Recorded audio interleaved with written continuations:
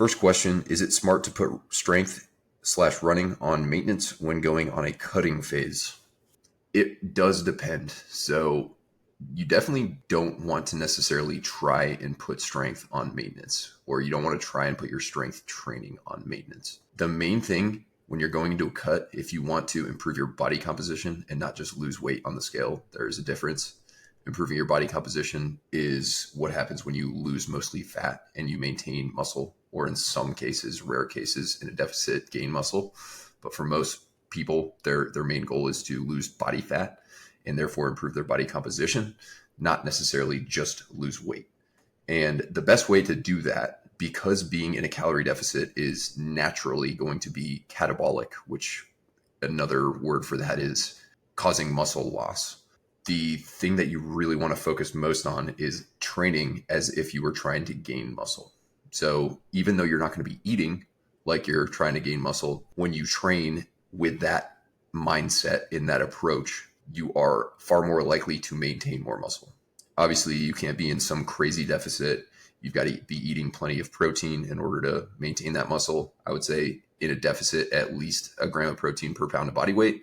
A couple different benefits to that. Obviously, while you may not need technically 1 gram per pound of body weight, you want to be fighting the potential muscle loss effects as much as possible. So why not cover your bases a little more by eating more protein? And an additional benefit to that is it also will help you stay satiated. You're not going to be as hungry when you're eating more protein. So I would say at least a gram of protein per pound of body weight. And I wouldn't necessarily think of putting strength on maintenance. You can absolutely put strength on maintenance if you want, but I would train almost the exact same way that you were training before in the gym. What will most likely happen if you do it right, you don't do anything too extreme, you will most likely at least maintain your strength. You will at least maintain your muscle for a long period of time.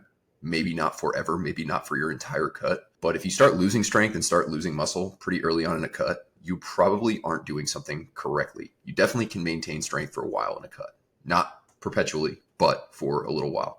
If you start losing it early on, you may be doing something too drastic, or you may be doing what a lot of people do, and they go into a cut and they increase their training volume. They try to burn more calories, which is not a good idea. Even though that sounds kind of like the intuitive approach, it is not a good idea.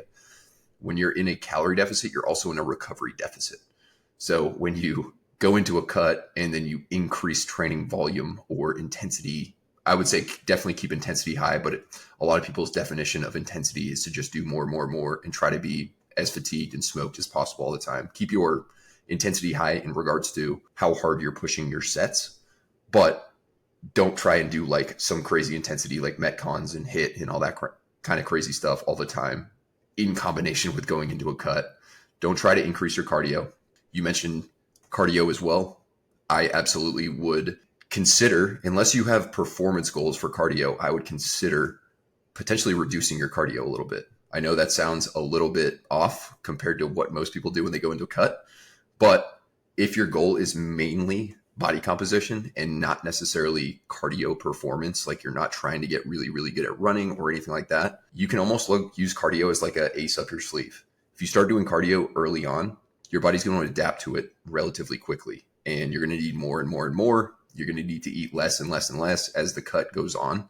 So what I would do is reduce the cardio a little bit, because you're going to be in a little bit of a recovery deficit. Really focus on strength training. Make sure you're not in a crazy calorie deficit or eating too little protein or anything like that.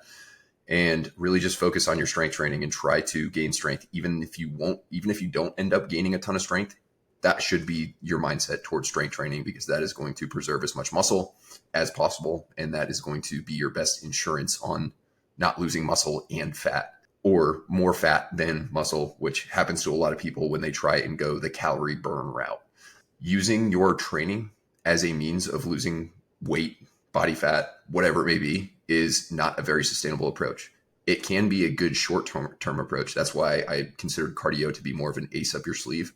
Cardio can be implemented for short periods of time, especially when you're not adapted to it. Your body is not super efficient at it. Being efficient at cardio is great for performance. That is what you want. But if you're using cardio to augment weight loss or augment fat loss and improvements in body composition. You don't want to be efficient at it. The more calories you burn doing that cardio, the better in that case. So if you kind of save it for when you need it, when things slow down, or when you don't want to drop any more food, and you think that, adding a few days a week of incline walking or something like that into your routine would be a more realistic and more practical option than just further cutting your calories, that can be a great thing. But the optimal, in my opinion and in my experience, the best fitness approach for going into a cut, the best thing to do with your training is to focus on strength training, try and progress. Even if you don't progress, that should be your goal. Expect to not lose anything for a little while, but still train as if you are trying to gain muscle, because that's your best bet on maintaining it.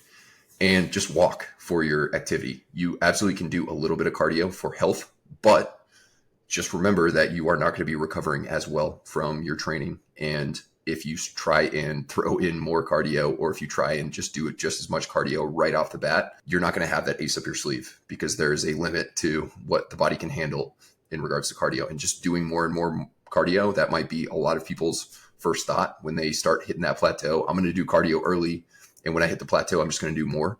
Well, guess what? Being in a deficit is also a stressor. It increases your stress hormones. It is a significant stressor on the body. The body doesn't want to be in a deficit for a very prolonged period of time.